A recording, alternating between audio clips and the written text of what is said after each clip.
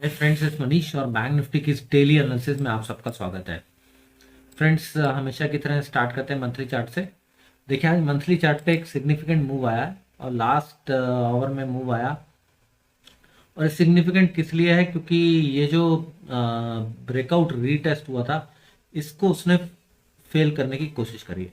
ठीक है, मैं अभी केवल कोशिश करिए बोलूँगा, बिकॉज ये मंथली चार्ट है फ्रेंड्स। ठीक, और ये एक इनसाइड बार कैंडल फॉर्म हो रही है और एक हफ्ते से ऊपर निकल गया। जब वो इनसाइड बार को उसने ऊपर क्रॉस करने की कोशिश करी तो भी नहीं हुआ, तो फिर बाजार नीचे आ गया। तो ये एक एक्सपेक्टेड था। मैं ये आज के दिन एक्सपेक्ट कर रहा था कि बाजार ऊपर जाके भी क्लोज हो सकता है, लेकिन बाजार में जो लास्ट और सेलिंग आई, that was terrific for the bears. ठीक है। अच्छा, मंथली चार्ट से अब हम लोग वीकली चार्ट की तरफ मूव करते हैं। बायडेप्स मार्केट है, इससे ये लग रहा है कि जो सपोर्ट है, वो जो ब्रेकआउट है, ब्रेकआउट रेंज 40 300 370, वो भी टेस्ट हो सकती है। मंथली चार्ट से अब ऐसा लग रहा है। होगी नहीं होगी, we will see in the coming days. लेकिन अब हम अपनी एनालिसिस थोड़े और छोटे टाइम फ्रेम पे लेके जाते हैं, मंथली चार्ट से वीकली चार्ट की तरफ लेके जाते हैं। वीकली चार्ट पे अब आपको क्लियरली दिख रहा होगा कि इस ट्रेंड लाइन के अंदर आ गया। Right, correct. लेकिन जो सपोर्ट आता है हॉरिजॉन्टल, वो कहाँ आता है फ्रेंड्स? वो 46,900 के करीब आता है। ठीक है, 46,900 के नीचे जाएगा तो फिर और तेजी से चला जाएगा नीचे। अब हमें एक लेवल मिल गया 46,900। ठीक है, वीकली चार्ट से। और एक रेड कैंडल बनी है। रेड कैंडल क्यों बनी? क्योंकि फ्रेंड्स 47,400 के 400 से 500 का लास्ट 2 वीक का लो था, वो जैसे ही ब्रेक हुआ लास्ट में सेलिंग आ गई। ठीक है, इसका मतलब ये कि ये प्लांट सेलिंग हुई।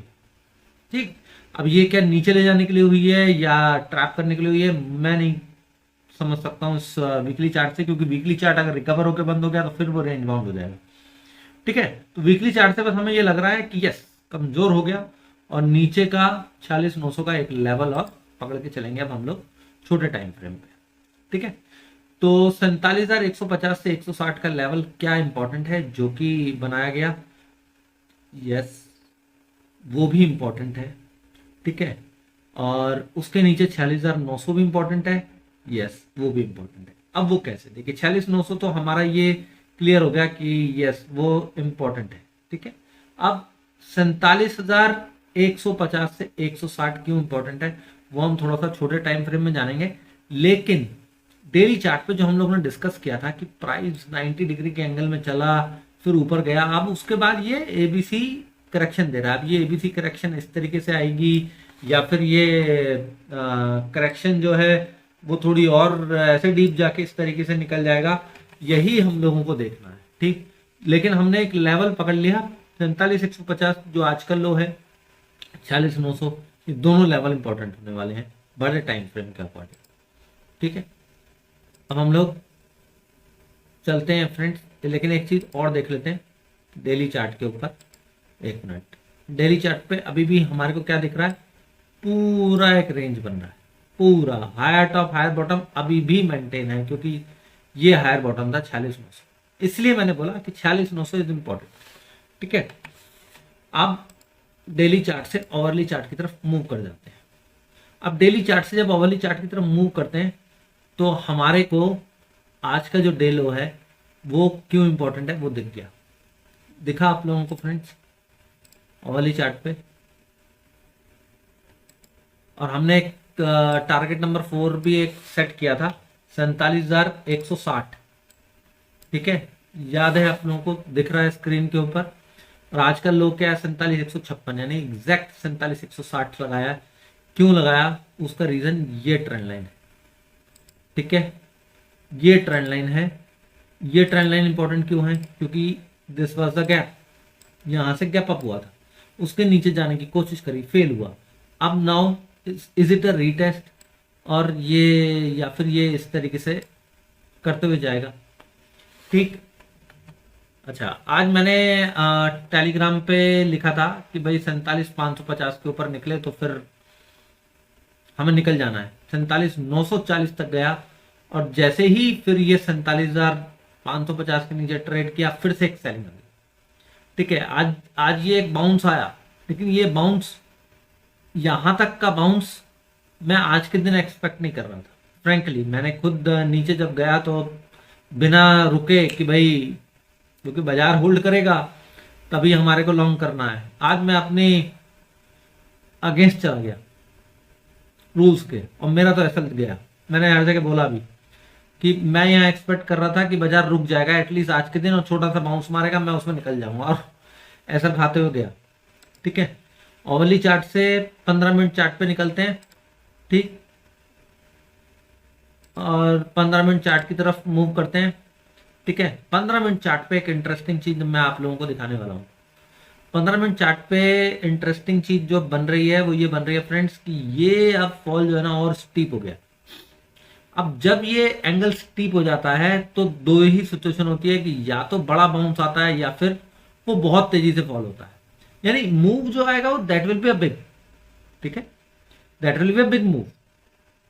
ठीक है फ्रेंड्स, और 46,900 के करीब का हम लेवल वैसे ही पकड़ के चल रहे हैं कि that is very important now.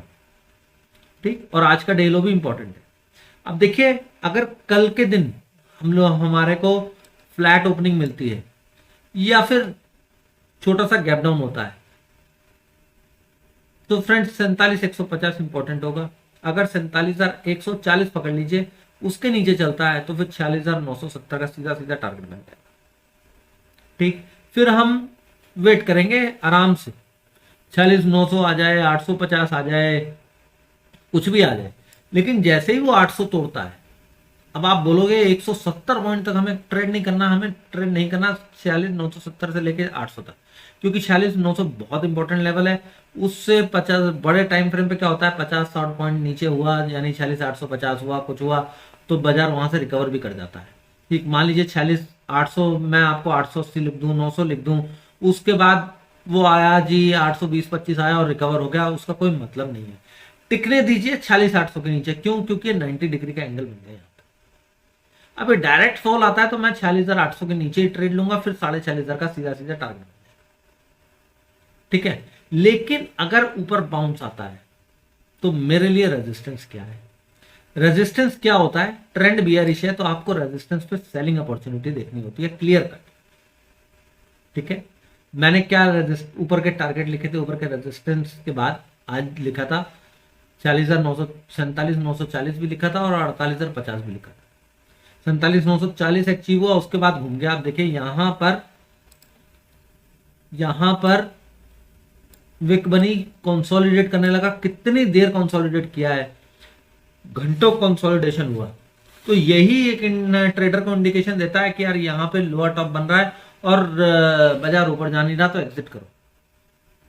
ठीक है, जिन्होंने लॉन्ग लिया भी यहां पे, अदरवाइज पुल बैक पे लॉन्ग लेने को मैंने यार टेलीग्राम में बोला था। ठीक, हो सकता है कुछ लोगों को नहीं क्लियर हुआ हो। पुल बैक का मतलब क्या होता है कि जहां से ब्रेकआउट मिला, अब ये 47,600 तक आके रुकना चाहिए था बाजार, अब रुका नहीं, वो मैंने गैम्बल ले लिया तो मेरा एसएल चला गया, दैट्स अ सेपरेट इश्यू। लेकिन यहां पे रुकना चाहिए, यहां पे रुके रिवर्सल दिन बनाए तब आप लॉन्ग करो, रिस्क मत लो। ठीक है, कभी कभी दिमाग खराब हो जाता है तो बात अलग हो जाती है, लालच आ जाती है कि यार अब तो निकल लेगा। ठीक है, टाइम बचा नहीं है, रिकवरी जरूर मारेगा, शॉर्ट कवरिंग आएगी, वो जो माइंड में बातें आनी ही नहीं चाहिए। अब देखिए फ्रेंड्स, मुद्दे से भटक रहे हैं। 47,400 से लेके 480 ये पूरा एक जोन मान लीजिए। क्यों? क्योंकि यहीं पे कंसोलिडेशन पहले भी हुआ, फिर गैप अप हुआ।